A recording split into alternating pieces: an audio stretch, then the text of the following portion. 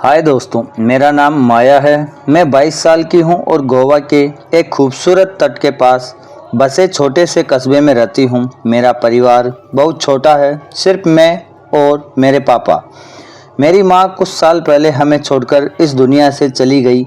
उनके जाने के बाद मेरे पापा के बीच का रिश्ता और गहरा हो गया। माँ के बिना घर सूना हो गया था। जहाँ पहले माँ की हंसी और उनकी बातों की गर्माहट से घर गुजर गुलजार रहता था, वहाँ अब एक अजीब सा सन्नाटा पसर गया था। मेरे पापा, जिनका नाम अर्जुन है, एक मजबूर और शांत स्वभाव के इंसान हैं। वो मुझसे बहुत प्यार करते हैं, लेकिन माँ के जाने के बाद वो अंदर से टूट गए थे। माँ और पापा का रिश्ता सिर्फ पति पत्नी का नहीं बल्कि दोस्तों जैसा था। माँ पापा की हर छोटी छोटी ज़रूरतों का ख्याल रखती थी। उनके जाने के बाद मैंने ठान लिया कि अब मुझे ही पापा का सारा सहारा बनना होगा। मैंने धीरे धीरे माँ की जगह लेने की कोशिश शुरू की। सुबह उनकी कॉफ़ी बनाना, उनके मनपसंदीदा खाना का ध्यान रखना, उनकी दवाइयाँ समय पर देना।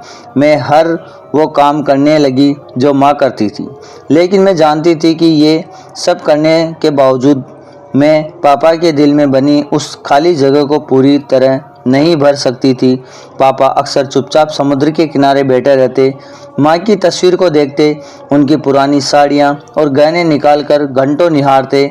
उनकी आंखों में एक गहरी उदासी थी जो वो मुझसे छुपाने की कोशिश करते।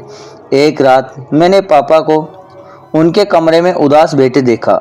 मैं उनके पास गई और बोली, पापा, आप इतने उदास क्यों रहते हो? मैं हूं ना आपके साथ। उन्होंने मेरी ओर देखा।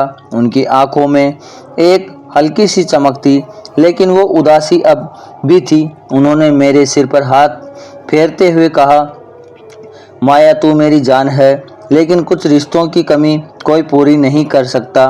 उनकी बात सुनकर मेरा दिल भर गया। मैंने ठान लिया कि मैं पापा को फिर से हंसाना चाहती हूँ। धीरे धीरे मैंने पापा से ज़्यादा वक्त बिताना शुरू किया। हम साथ में समुद्र किनारे टहलने जाते, पुरानी यादें ताज़ा करते और मैं उनकी पसंदीदा फिल्मों उनके साथ देखने लगी। हमारे बीच की नज़दीकियाँ बढ़ने लगी थी। मैं चाहती थी कि पापा को लगे कि वो अकेले नहीं हैं, लेकिन एक रात कुछ ऐसा हुआ जिसने हमारी ज़िंदगी को हमेशा के लिए बदल दिया। वो एक गर्म गोवा की रात थी। हल्की समुद्र हवा खिड़कियों से आ रही थी।